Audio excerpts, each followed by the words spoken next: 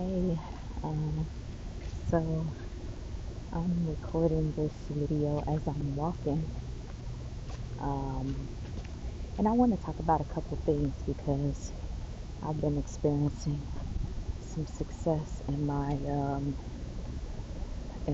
weight loss or my body recomp. So what I've been doing is I started with a body recomp, and then um, as my strength improved, I I transitioned that into a cut. So coming off of being locked down, um, of course my lifts were poor. My strength had gone down. But they say even though your muscles and your strength go down, it doesn't take much to get that back. Um, I watched advice from John Meadows, who talked about how to ease back into it after the lockdown if your gym opened back up. So my gym opened back up in mid-May. My gym closed like March 15th like the day I got back from vacation. My gym closed, and then it opened back up about May 15th. So for about 2 months, I was left with training at home. What I did is I bought the RP Renaissance Periodization Workout at Home program, and that worked pretty well for a solid month, and then I kind of got bored with it. I actually had a nagging injury, or like just kind of like it wasn't a full-blown injury, but yeah, I had some hip discomfort that I was experiencing with my deadlifts, and even with the greatly reduced weight, because I only have a set of those Power Block 25-pound adjustable dumbbells. So even with that reduced weight, I still was experiencing pain in my right hip. So I decided to cut it, um, take a break from training for about 30 days, and implement some yoga. I had quit running as well because I was running 1 to 2 miles every day um, outside for exercise, for cardio. So when I cut all that, my activity went down a lot. I do have a fairly active job. So I was still, getting 6 to 12,000 steps a day, but when I work 3 days a week.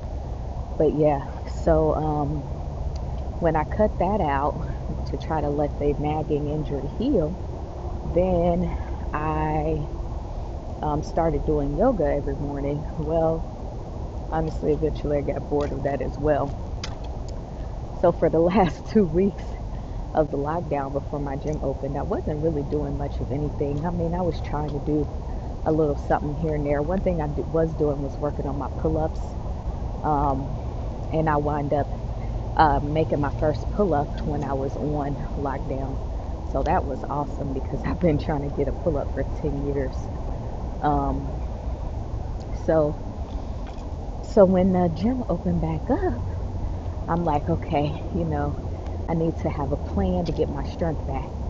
So for the first 2 weeks, I trained full body, which I almost never do anymore. Now that now that I'm an intermediate lifter, but of course I had taken that time off. So I trained full body just to start to get my conditioning up. And I started out with very minimal cardio, which to me is 10 minutes on the Stairmaster when I was going to the gym, which I was going 5 or 6 days a week. I'm a 6 day a week workout person. But coming back from quarantine, I think maybe I went 4 days a week. But yeah, so I did that for 2 weeks full body, 10 minutes of cardio. And then for the third and fourth week, I started easing back into my 6 day split, or technically it would be a 3 day split. So I do lower body, like quads, focus, then I do upper body, then I do back, which includes deadlifts. That's my split, and I do that, Monday, Tuesday, Wednesday, and then repeat it for uh, Thursday, Friday, Saturday, and I always take off Sunday. Um, so I started doing that. I kept with my 10 minutes of my Stairmaster, and then I would add 1 minute of cardio every week. So now um, the gym's been back open for a while. I'm up to 20 minutes of cardio every day on the Stairmaster, or I alternate and do the row machine. Um, and by the time, so I took those 2 weeks back up. I took those 2 weeks to ease back into my 3 day split. By the time that was over, I had decided I was ready to really go hard on my split. Like the first 2 weeks easing back into my split, I was only doing 2 to 3 sets per exercise. Before the end of the quarantine, I was doing um, 5 sets, plus sometimes warm up sets on my main lifts, and I was doing 3 sets of some of the accessory work. So I was doing between like 3 and 7 sets um, per exercise. So it was a lot of volume. And honestly, um, and IFBB Pro, I bought my program from her. She made my program, and it was the first time that I started really experiencing some serious gains with the high volume, because I realized after she programmed food and training for me that I have been doing, beginner type programming for way too long. And basically every single thing, I mean, I was buying all types of programs out there. Um, and every single thing I was doing was basically it was too easy for me. I had adapted to it. So I wasn't getting any results for about a solid year. I didn't have any results really. So when she goes by Palm Vitality on IG, when she created the program for me, it was like my body responded immediately from the volume and the difficulty. And I'm still working on fulfilling, that program. But after the 2 weeks of, gradually getting back into it, I started doing my program again full on. And my goal was to body recomposition. So, which is to lose fat and gain muscle. There's only a couple of times in your life that basically you can do a recomp. Is when you're new to lifting, completely new. And then there's also some other specific situations, like if you've had, well, I won't say there's only specific times you can recomp, that's the wrong term. There's only specific times that you can gain muscle and lose fat. So another time is when you've taken an extended hiatus from training. So I realized that I've had a hiatus from training, so it would be a good time to try to gain muscle and lose fat. So that was my plan. So I started in at maintenance calories, and my goal was to just get my strength back. And I did. And once I got my strength back on all my major lifts, like bench, squat, dead, um, shoulder press, um, at that point I decided to kind of go with the momentum and transition into a cut, because my body fat had gone back down to baseline pretty much, which was about 19 to 20%. Excuse me. And I just finished dinner. And then, so my body fat had gone down to baseline to where it was pre-quarantine. And my strength had gone back to where it was baseline. Even though my body wasn't looking the same, I realized that anytime you do a training split or a diet, or anytime you do anything, your body doesn't look the same. Like my body doesn't go back looking the same as when I dieted 10 years ago, or when I did a bulk 5 years ago. You know what I mean? So every time you do it, it's going to be different. So when I went back to the baselines of those body fat percentage and my strength levels, that's when I decided to cut. So I was still at maintenance calories, so I just started moving down from there to below maintenance calories, while still trying to keep my strength up, which is obviously anybody's goal in a cut, right? Is to keep your strength up. So I went ahead and did that, and let me tell you, the results of this cut have been amazing. Um, I think part of it is because I've been really real with myself about my calorie intake, and not, I always make sure I come in at a little bit under my goal calories for the day, and that's because I realize that we tend to overestimate our calories by a long shot. So that's one thing I've been doing that I think has made this cut successful. Another thing that I've been doing is managing some inflammation. So in the past, when I would cut, I would tend to lean on HIIT training, and so I started out with HIIT training on Tuesdays and Thursdays because, one, let's just talk about real quick. If you're doing real HIIT, it's hard to do it more than twice a week. I'm trying to watch my language here because I don't know if I'm going to be cussing on this channel. But so I'm pushing it to the hill, doing it twice a week. But that was only for the first 4 weeks of this cut. And then when I started really dropping weight, it became hard, difficult to maintain my strength and to do HIIT. And that's why a lot of experienced coaches, you'll see Paul Revella talk about, how HIIT is not, a lot of people don't prefer HIIT when they're in the fat loss phase, because it just takes too much energy. You get exhausted if you're doing it right. So when I found myself doing that, I cut the HIIT, and I just focused on steady state cardio with the rower or the Stairmaster, 20 minutes. And I'm also doing 5K runs every Saturday. So that's been also at the start of my cut. I started that before my back workout. I do a 5K. I do cardio first, because I hate it. So that's something different about me. Whereas you'll hear most people talk about, if you want to prioritize building muscle, you need to do your cardio last. Well, if I don't do my cardio first, I won't do it. So that's what I do. But in addition to that, cardio that I talked about, the 10 minutes, adding 1 minute per week, the 5K run once a week, I make sure I get 10,000 steps a day, no matter what, at least. And so that fills in gaps.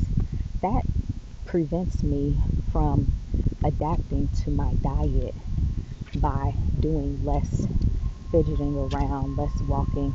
You tend to want to conserve energy when you are dieting, and you'll stop moving around as much. Well, me committing to doing at least 10,000 steps a day, no matter what, even on Sundays, which some people will argue against, even on the rest day, it really does it helps you continue to keep your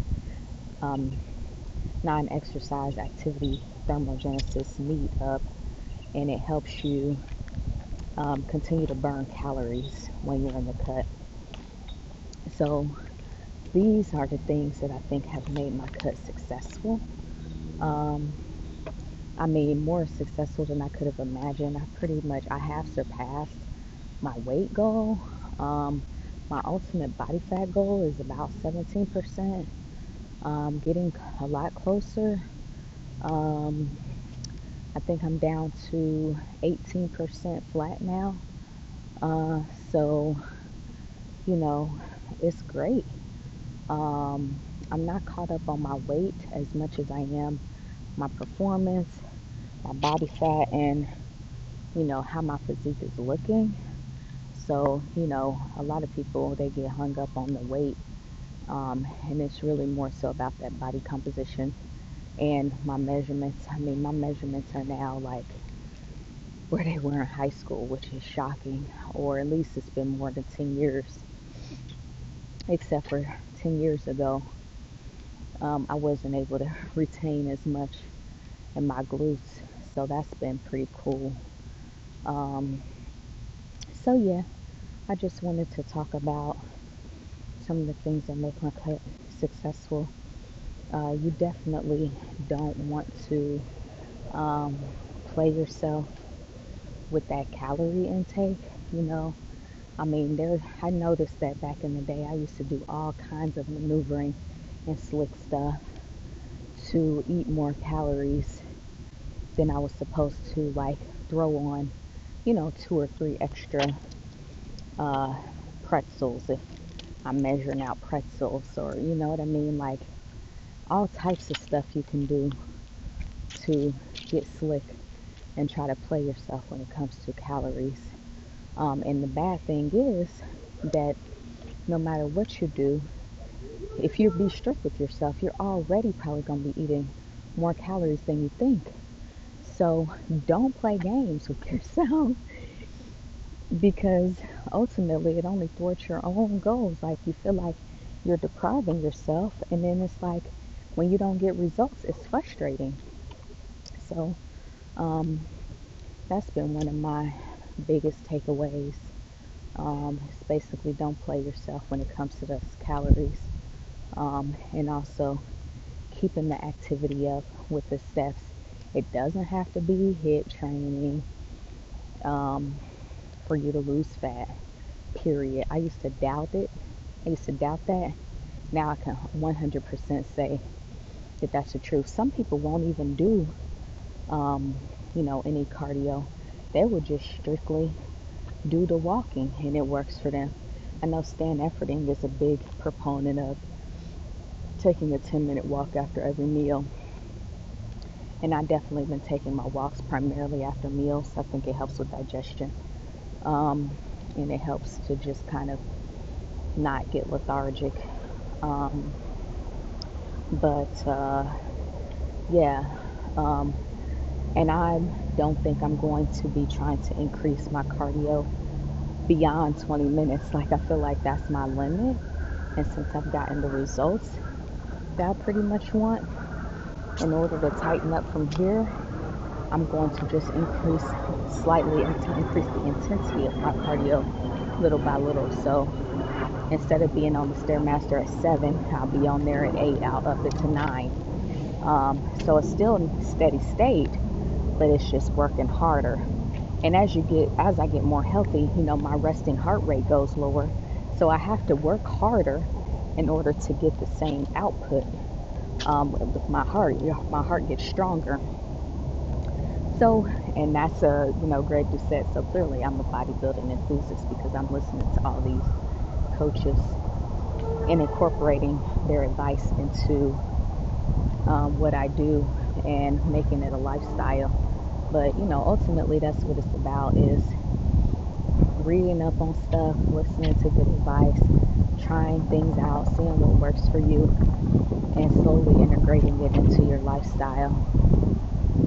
One last piece of advice I want to leave you with before this video goes 20 minutes is, if you're still on lockdown, when you come out of lockdown, do not cut right away, because if you do, or if you're in lockdown, please do not cut while you're in lockdown, because you're not going to be able to, unless you have a full gym, you're not going to be able to lift heavy.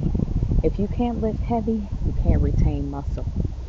If you can't retain muscle, do that lifting heavy to retain muscle while you're cutting, then you're going to lose more muscle while you're cutting because your calories are in a deficit. So anyway, I think that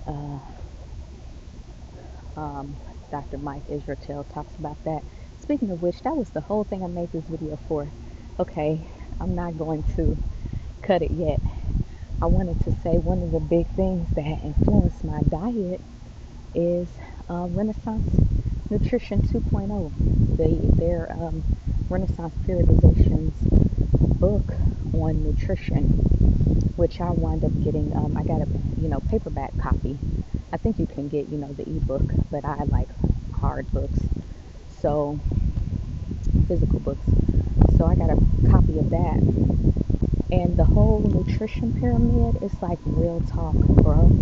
It's like, and sis, it's like if you can follow those principles, implementing those principles seriously, you are bound to see results. So go check out that book because it will make a difference in your outcomes. Even if you're experienced with dieting before, there might be some things in there that allow you to tweak one thing. I mean, if you can tweak one thing and it's 10% of your outcome, well, that's 10% that you didn't get before. So really consider checking that out. So until next time, peace, y'all.